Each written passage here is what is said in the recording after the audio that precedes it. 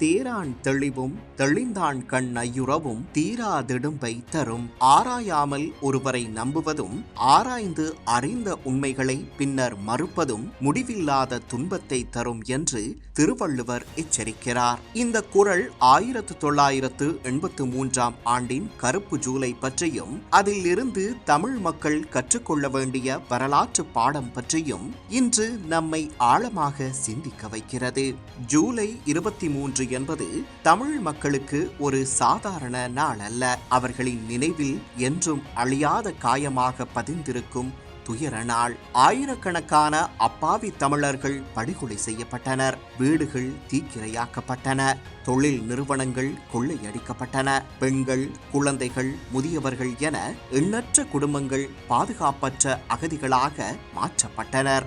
அதன் பழியை சம்பந்தமில்லாத மக்கள் விடுதலை முன்னணி உள்ளிட்ட இடதுசாரி கட்சிகளின் மீது சுமத்தி தடை செய்தது ஐக்கிய தேசிய கட்சி அரசாங்கம். அந்த வரலாற்று தவறினாலேயே வடக்கிலும் தெற்கிலும் சிவில் யுத்தங்களுக்கு நாடு முகம் கொடுக்க வேண்டிய நிலை ஏற்பட்டது.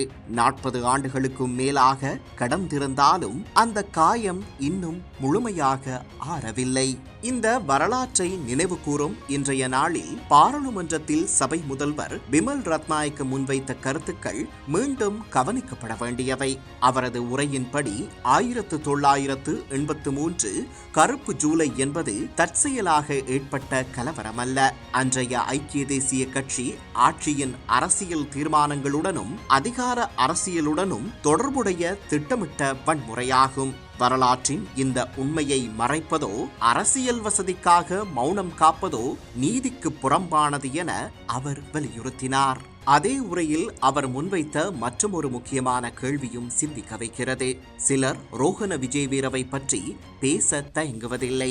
ஆனால் 1983 கருப்பு ஜூலையுடன் தொடர்புடைய அரசியல் பொறுப்பை பற்றி வெளிப்படையாக கூறுவதில் ஏன் தயக்கம் காட்டுகிறார்கள்? வரலாற்றை தெரிவு செய்து நினைவு கூறும் அரசியல் உண்மையை நிலைநாட்டாது என்பதே அவரது வாதமாகும். மேலும் நேற்று மாலை நடந்தேறிய எதிர்க்கட்சிகளின் அசாதாரண ஒன்றிணைவு தமிழ் மக்கள் சிந்திக்க வேண்டிய மிகப்பெரிய அரசியல் முரண்பாட்டை வெளிச்சம் போட்டு காட்டியது.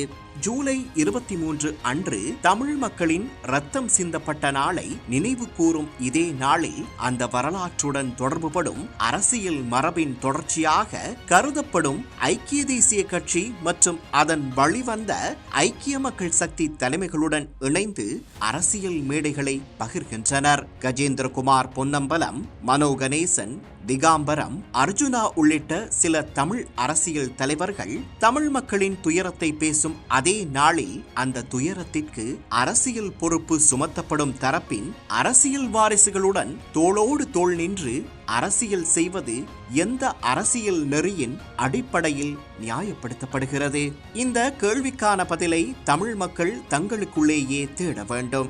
அமைச்சர் ராமலிங்கம் சந்திரசேகர் தனது கருத்துரைகளில் பழைய இனவாத அரசியலை மீண்டும் உயிர்ப்பிப்பது எந்த இனத்திற்கும் நன்மை தராது என்றும் உண்மையை ஏற்றுக்கொண்டு புதிய நல்லிணக்க அரசியலை கட்டியெழுப்புவதே நாட்டின் எதிர்காலம் என்றும் வலியுறுத்தியுள்ளார். அதேபோல் பிரதியமைச்சர் அரங்க குணசேகரவும் கடந்த காலத்தின் துயரங்களை தேர்தல் அரசியலுக்கான கருவியாக பயன்படுத்தாமல் பொறுப்புணர்வும் வெளிப்படைத்தன்மையும் கொண்ட புதிய அரசியல் பண்பாட்டை உருவாக்க வேண்டிய அவசியத்தை வலியுறுத்தியுள்ளார். 2024 ஆண்டில் ஏற்பட்ட அரசியல் மாற்றம் ஊழலுக்கும் இனவாத அரசியலுக்கும் எதிராக மக்கள் வழங்கிய ஒரு ஜனநாயக தீர்ப்பாக பலரால் பார்க்கப்படுகிறது.